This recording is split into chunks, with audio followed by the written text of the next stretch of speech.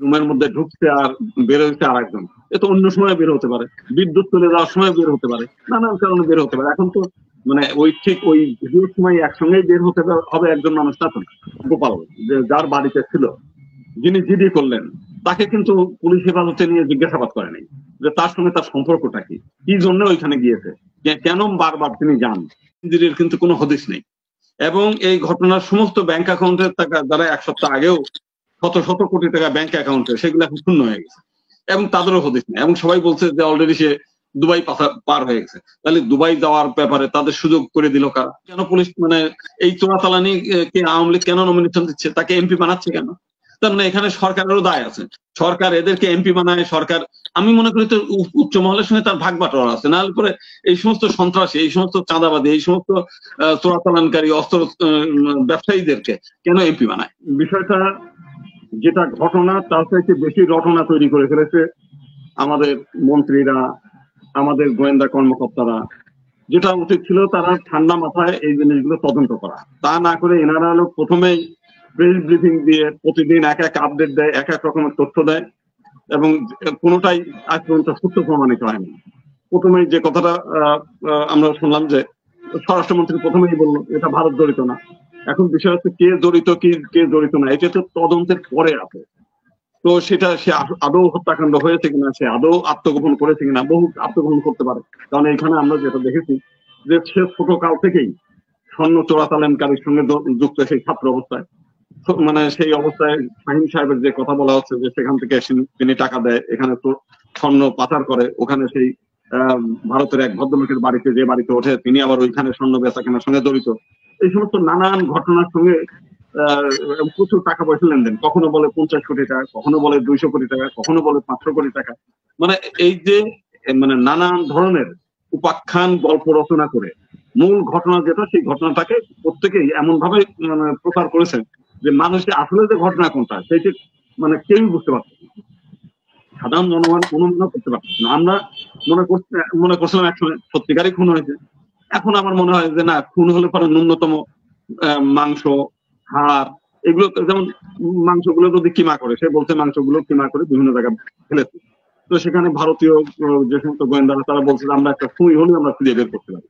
তো সুই হলেও যদি খুঁজে বের করতে পারে, আর এই কয়েকটা দিনের মধ্যে মাংসগুলো কিন্তু পচে একেবারে মাটির সঙ্গে মিশে যাওয়ার কথা না, টুকরো টুকরো করে বলছে। তো সেখানে যেমন হাড়গুলো আর কি, হাড়গুলো যত টুকরোই করুক, যেখানেই ফেলুক, সেখান থেকে কিন্তু খুঁজে পাওয়া যায়। তো তারা সেইগুলো কিন্তু কোনো আজ পর্যন্ত কোনো খুঁজে পাচ্ছে না।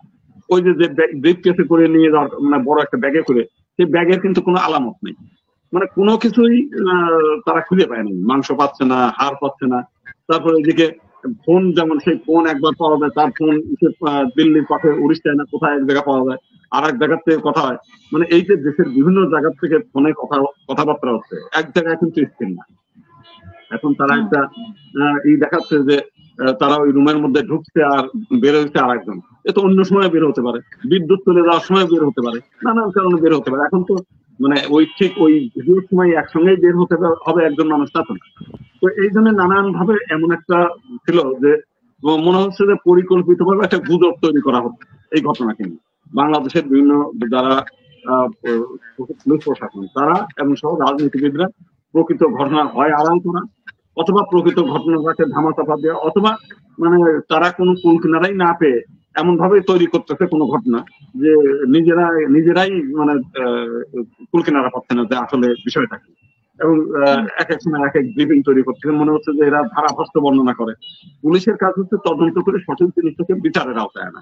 এরা বিচারের আগেই মানে এমন রটনা তৈরি করছে যে ভবিষ্যতে বিচার হবে, এমন একটা বিষয়।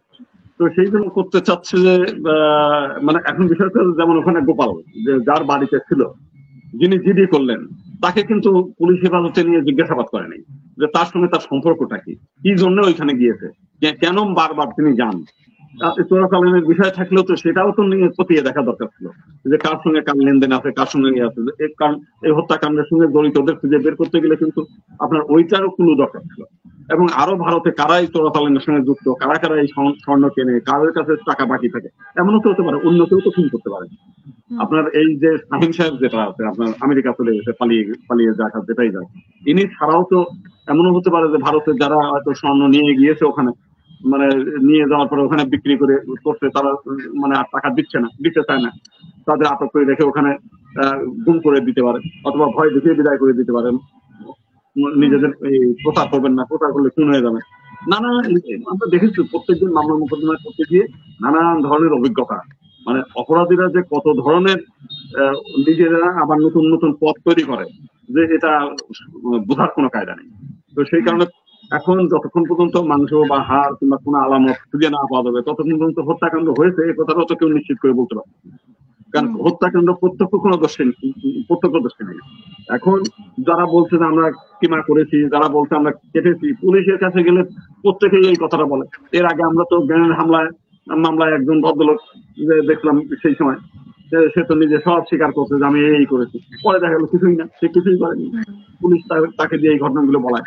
তো এই ঘটনাগুলো অতীতেও প্রচুর ঘটেছে। পুলিশের হেফাজতে গেলে পুলিশ বাহবা নিতে গিয়ে নিরপরাধ বহু মানুষকে দিয়ে বহু কথায় বলায়, তাদেরকে দিয়ে বলতে পারে। তারা যখন তার হেফাজতে যায় তখন তার বাইরে কিছুই বলতে চায় না, বলতে পারেও না, তাকে ওইখানে হুমকি দেয় যে এর বাইরে কথা বললে কিন্তু তোমার, তো তখন তারা বলে। এই সব দিক দিয়ে আমি মনে করি যে ঘটনাটা আসলে আমাদের যারা তদন্ত করার দরকার ছিল, এরা নিজেদের তদন্ত করার থেকে নিজেদের জাহির করার মানে উদ্যোগ নিতে বেশি, নিজেরা বিভিন্ন টেলিভিশন চ্যানেল এই চ্যানেল নিজেরা ডেকে নিয়ে এসে তাদের সামনে ব্রিফ করতেছে, মনে হচ্ছে যে একটা মানে বিশাল ধারাভাষ্য মানে টেলিভিশনের উপস্থাপক করা হয় এই কাজগুলো করছে, যেটা তাদের কিন্তু এই কাজগুলো করার দরকার ছিল। বলি যে বিএনপি কিংবা তারও আগে এরশাদ সাহেবের আমলে দুর্নীতি ছিল না তা না, কিন্তু এইভাবে দুর্নীতি কিন্তু কখনো হয়নি, এবং সরকার প্রধানরা নিজেদের চেয়ার টিকিয়ে রাখার জন্য এই প্রশাসনের ব্যক্তিদের ঘাড়ে চাপিয়ে এই মানে নিজেদের ব্যবহার করে নাই, যে কারণে তাদেরকে সুযোগও দেয়নি। যে কারণে যে কথাটা ভাই আমাদের বললেন যে হ্যাঁ, যদি তারা সেই ধরনের বড় ধরনের দুর্নীতি করে থাকতেন তো এখন তো বিরাট একটা সুযোগ ছিল তাদের বিরুদ্ধে মামলা করা, তাদের বিরুদ্ধে দুর্নীতির দুদক অনুসন্ধান করা, এগুলো তো সুযোগ ছিল, তারা তো সেটা করছে না। আর এখন যেটা, এই যে একজন ছোট্ট একটা পুলিশের চাকরি, সেই চাকরি করে নিজের মেয়েকে লন্ডনে পড়ানো, সেইখানে গোপালগঞ্জের মতো জায়গায় সেখানে শত বিঘা, প্রায় 1000 খানেক বিঘা জমি কেনা, তার ঢাকা শহরে বড় বড় ফ্ল্যাট কেনা, এই টাকা কি একজন ব্যক্তির চাকরি করা টাকার দ্বারা সম্ভব? কোনোদিন সম্ভব না। এবং এইটা শুধুমাত্র বেনজির সাহেব একা করতেছেন তা না, কিন্তু আজকে এই যে আনার হত্যা নিয়ে আমরা শুরু করেছি, এই আনারের বিরুদ্ধে 22টা মামলা ছিল, 22টা। তার মধ্যে টেন্ডারবাদী, দখলবাদী, দুর্ধর্ষ চরমপন্থীদের গডফাদার, স্বর্ণ চোরাচালান করা, অস্ত্র বিস্ফোরক, অস্ত্র চোরাচালান, এইরকম বড়, এবং ইন্টারপোলে তো ওয়ান্টেড আসামি। এই আসামিদেরকে এমপি বানাচ্ছে কারা, নমিনেশন দিচ্ছে কারা? এই আওয়ামী লীগ দিচ্ছে। তাদেরকে গডফাদার হওয়ার সুযোগও দিচ্ছে, আয় করার সুযোগও দিচ্ছে। আবার যখন দেখছে যে কোন একটা করে পরিস্থিতি সামাল দেওয়া দরকার, তারা সেই সামালও দিচ্ছে। আজকে যদি যেটা আমরা পত্রপত্রিকায় দেখলাম, বেনজিরের কিন্তু কোনো হদিস নেই, এবং এই ঘটনার সমস্ত ব্যাংক অ্যাকাউন্টের টাকা যারা 1 সপ্তাহ আগেও শত কোটি টাকা ব্যাংক অ্যাকাউন্টে, সেগুলো এখন শূন্য হয়ে গেছে, এবং তাদেরও হদিস নেই। এবং সবাই বলছে যে অলরেডি সে দুবাই পার হয়ে গেছে। তাহলে দুবাই যাওয়ার ব্যাপারে তাদের সুযোগ করে দিল কারা? তাদেরকে আগেই কে ইঙ্গিত দিয়েছে যে যদি যেয়ে থাকে যে আপনার ব্যাপারে কিন্তু ব্যবস্থা হচ্ছে, অতএব টাকা পয়সা নিয়ে সরেন, আপনাদের নিরাপদ যাওয়ার সুযোগ করে দিচ্ছি, ওইখানে গিয়ে থাকেন, আমরা এখানে ঢোল পিঠে খুঁজাই, তারপর খুঁজে হই হুল্লা করলাম, বিভাগ ইটি করলাম, লাস্টে পাওয়া গেল না আর কি, গোল হলো না এটা। যাই হোক, মূল বিষয়টা যেটা, সেটা হচ্ছে যে এদের বিচার মানে করতে পারবে না সরকার। এদের বিচার করতে গেলে সরকারের, যেটা বললেন না যে 80% এমপি, যে অনেকেই এর সঙ্গে দুর্নীতির সঙ্গে যুক্ত, শুধুমাত্র এই আনার না, এরকম বহুজন।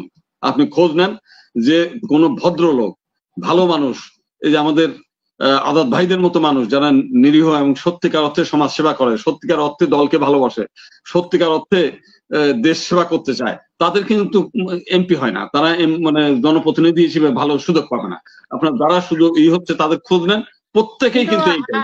আজাদ ভাই তো বললেন যে উনি তো এমন কোন ব্যক্তি না যে দেশের জন্য ক্ষতি হবে, যে আনোয়ারুলকে যে এমপি বানানো হয়েছে। কেন আনারের বিরুদ্ধে 22টা মানে মামলা, সেটা স্বরাষ্ট্র মন্ত্রণালয় থেকে, শুধু সরকারের দোষ দিচ্ছেন। সরকার এই 22টা মামলা মানে তাদেরকে প্রত্যাহার করে নিয়েছে। কেন একজন অপরাধীর মামলা প্রত্যাহার হবে কেন? গরিব মানুষ হলে পরে তার হাইকোর্ট পর্যন্ত জেলে নিয়ে ঢুকাবেন, আর তাকে এমপি বানাবেন, তারা যত বড় সন্ত্রাসী তাকে মাফ করে দেবেন, তাকে হেল্প করবেন, এমপি হওয়ার সুযোগ করে দেবেন। 34 বছর ছাত্র জীবন থেকে সে চোরাচালান করে। এতদিন কেন পুলিশ মানে এই চোরাচালানি কে আওয়ামী লীগ কেন নমিনেশন দিচ্ছে, তাকে এমপি বানাচ্ছে কেন? তার মানে এখানে সরকারেরও দায় আছে, সরকার এদেরকে এমপি বানায়, সরকার আমি মনে করি তো উচ্চ মহলের সঙ্গে তার ভাগ বাটোয়ারা আছে, নাহলে পরে এই সমস্ত সন্ত্রাসী, এই সমস্ত চাঁদাবাদী, এই সমস্ত চোরাচালানকারী অস্ত্র ব্যবসায়ীদেরকে কেন এমপি বানায়? সরকারের দায় না থাকলে এদেরকে বানাবে কেন? স্বচ্ছ লোক ভালো মানুষদের কেন আনে না? আওয়ামী লীগে ভালো মানুষ নেই? প্রচুর ভালো মানুষ আছে, ভালো অনেক নেতা আছে সারা জীবন ধরে যারা ত্যাগ স্বীকার করে, কই সেই সমস্ত লোকদের তো কোনো সুযোগ দেয় না। সেই কারণে আমি মনে করি যে এটা সরকারের উচ্চ মহল থেকে এদেরকে কোনো অল্প মানে কোনো লোক যদি অল্প দামে বিক্রি করে দেয় বেনজিরের কাছে সম্পদ, তো সেটা কি ওনার দোষ হবে কিনা? আমি গোপালগঞ্জে গিয়েছি, তারা ওইখান থেকে বলছে যে তাদেরকে ভয় দেখিয়ে চাপ সৃষ্টি করে তারপরে অনেকেই জমি বেচতে চায় না, কাদের অনেকেই কৃষিজীবী মানুষ, তারা ওই শুধু ওই কৃষি কাজ করে জীবনটাকে কাটাতে যায়, এটা তার জীবনের আনন্দও আছে, এইটার মধ্যেই বিনোদন, এইটার মধ্যেই তার মানে ঈশ্বরের আরাধনা, ওই মানে কৃষি কাজ করে, এবং এইটার থেকেই তার কাজ করে খেতে চায়। তাকে যদি সারা জীবন বসে বসে খাওয়ার সুযোগ করে দেন যে আপনি ঢাকা শহরে খাবেন, আপনার কৃষি কাজ করার দরকার নেই, অনেক মানুষ আছে এটা করবে না, কারণ এই কৃষি কাজের সঙ্গে মায়ায় জড়িত।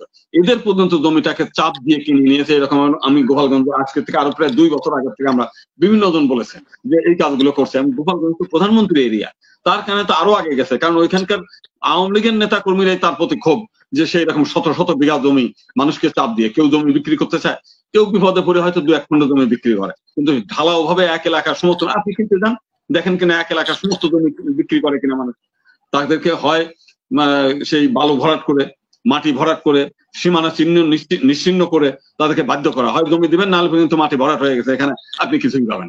মানুষ বাধ্য হয়, কেউ জমি বিক্রি করেন। এবং ঠিক তিনি ক্ষমতায় থেকে এই ক্ষমতার অপব্যবহার করেই আজকে এখানে যে কত 24 কোটি টাকার ফ্ল্যাট 2 কোটি টাকায় রেজিস্ট্রি করেছে। কারণ যখন রেজিস্ট্রি হলো তখনও তো দুদক ধরেনি, তখনও তো বলতো যে এত এত গুলশানের মতো এত বড় দামি জায়গার জমি এই ফ্ল্যাট হলো কেন, দুদককে এখন বলতেছে, তখন বললো না কেন? এই যে জমি যখন এখানে শত শত বিঘা না, সেই প্রায় 1000 বিঘা জমি কিনছে, তখন দুদক কিংবা অন্য কোনো বললো না কেন যে আপনি বেতন পান কত আর এত জমি কেনেন কিভাবে? আপনার স্ত্রী কি বড় ব্যবসায়ী যে এত টাকা? আপনার মেয়েরা কি বড় ব্যবসায়ী, কি ব্যবসার কি বুঝে তারা যে তারা ব্যবসা করে টাকা আয় করে? তো এইগুলো বিষয়টা হলো এক টোটালটাই আইওয়াশ। এবং এই সমস্ত আজিজ, বেনজির, আনার সহ আরো বহু আছে, আমার কুমিল্লার বাহার আছে, আপনি দেখ শোনেন, এরকম বহু আছে, এদেরকে ধরবে না, এদেরকে আপনি বাহার কি করে নাই ওখানে? ওই কুমিল্লা টাউন হল থেকে আরম্ভ করে ওই এলাকার যত মানুষের মানে সরকারি জমি, হিন্দুদের জমি, তারপরে যত প্রকার দখলবাজি থেকে আরম্ভ করে সবই করে, তার বাইরে যাওয়ার মতো কোনো লোক নেই। ঠিক একই রকম। তো এইটা খালি উনি না, আরো বহু আছে এরকম, এগুলো গুনলে পরে বহু আছে। তো যাই হোক, আমি যেটা মনে করি সেটা হচ্ছে যে আওয়ামী লীগের যে নীতি এবং আদর্শ কর্মীরা মানে বহন করবে, যদি আগা নাও যেদিকে যায় পাতা নাও সেদিকে যায়, একটা কথা আছে, যদি সরকারের উচ্চ মহল থেকে যদি দুর্নীতিগ্রস্ত হয়, তারা যদি নীতিহীন হয়, তো মাঠ পর্যায়ে এরা তো আরো আনন্দ পায় যে ঠিক আছে মানে আমরাও ভাগাভাগি হবে দেবো আর কি। এই জন্যই মূলত আজকের এই অবস্থা। সব দিক থেকে আমি মনে করি এগুলো বিচার। অনেক ধন্যবাদ। আমার কাছে আমাদের রবিবার কাছে জিজ্ঞেস করা হয়েছিল, যেটা আমার জানা নাই, যে শহরের বিল্ডিং গুলোতে কিন্তু সেফটি ট্যাঙ্ক মনে হয় থাকে না, এটা সরাসরি পাইপ থাকে, ওখান থেকে বড় করে ড্রেন থাকে, ড্রেনে চলে যায়। সেফটি ট্যাঙ্ক তৈরি করে আপনার তো জানা থাকার কথা। হ্যাঁ, কলকাতা তো বড় শহর, সেখানে যে পাইপ থেকে সরাসরি হচ্ছে বড় ড্রেনে চলে যায়, ওখানে আলাদা সেফটি ট্যাঙ্ক তো বড় ধরনের একটা ট্যাঙ্কি থাকে, যেখানে এসে আবর্জনা জন্মে এবং পরে মেথডরা আবার পরিষ্কারও করে। এইগুলো কিন্তু হয় না এখানে। ওনারা সেফটি ট্যাঙ্ক খুঁজতেছে, আসলে এই ট্যাঙ্ক থাকারই কথা না। আবার পাইপ ভাঙে, এটা ভাঙে, পাইপে কি আটকে থাকে না, কি করে আর কি না করে আমি আশ্চর্য ব্যাপার। যাই হোক, ওনারা মানে খবরের শিরোনাম হইতে খুব আনন্দ করে, মানে আনন্দ পোষণ করে, এবং আজকেও দেখেন প্রতিদিনই সাংবাদিকদের ডেকে এনে ব্রিফ দেয়। তারা মনে হচ্ছে যে এটা তারা খুব আনন্দ মজা পাচ্ছে আর কি, যে আমি যে পুলিশের কর্মকর্তা, জনগণও জানুক, জনগণ দেখুক, জনগণের কাছে একটা বিনোদনের খোরাক হিসেবে তারা নিজেদেরকে উপস্থাপন করছে, জনগণ আনন্দ পাচ্ছে, অসুবিধা। খুব একটা ভালো প্রশ্ন করেছেন যে গণতন্ত্র থাকলে এই ধরনের গডফাদার তৈরি হতো কিনা। তো আপনারা জানেন যে যদি নদীর স্রোত থাকে, সেই নদীতে কোনো কচুরিপানা, ব্যাঙাচি, আবর্জনা, শ্যাওলা কোনো কিছু জন্ম নেয় না। ঠিক একইভাবে দেশে গণতন্ত্র থাকলে গডফাদার, সন্ত্রাসী, চাঁদাবাজ, আর এই সমস্ত এগুলো জন্ম নেয় না। গণতন্ত্র থাকলে বা এই সমস্ত গডফাদার হওয়ার কোনো মানে কি বলে প্রসেসই